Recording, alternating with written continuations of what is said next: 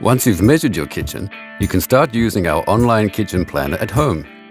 But if you need help planning, book an appointment with a member of staff at your local IKEA store or contact us for details. Here are some things you need to think about when you start planning your kitchen. You should be able to move quickly and easily between the cooking area, the fridge and the sink.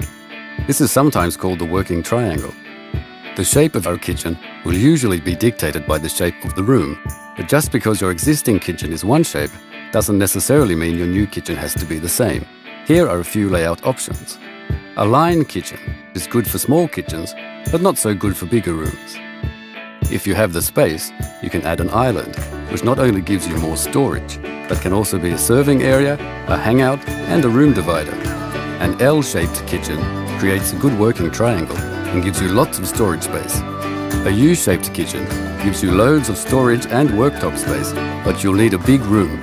A parallel kitchen gives you 2 work and storage stations on opposite walls. It doesn't need that much space and works really well in rooms with a door or window at the end. When it comes to worktops, space on both sides of the hob will give you somewhere to put hot pans. But if you're short on space, prioritize the space between the sink and the hob. In a parallel kitchen, make sure there's room for 2 people to work without bumping into each other. A distance of at least 120 centimeters will let you open drawers and doors on both sides at the same time. Place wall cabinets at a height that won't block the view of the countertops. Make sure you follow the manufacturer's recommendation when it comes to the height of the fan above the hob. Placing your oven at eye level means less bending and keeps the oven out of reach of the kids. Counter space beside the oven will give you somewhere to put hot trays. Keeping your cooking utensils and pots and pans close to the hob means they'll always be within reach when you need them. Storing your glasses, cutlery and porcelain close to the sink and dishwasher will make loading and unloading the dishwasher easier. Leave space for a filler piece between the last cabinet and the wall. This will give you enough room to fully open the door, which is especially important if you have pull-out baskets.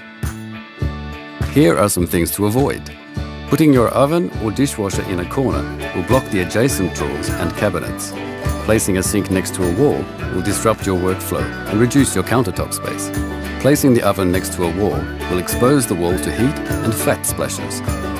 Placing drawers in a corner will block the adjoining cabinet and may damage its door or handle.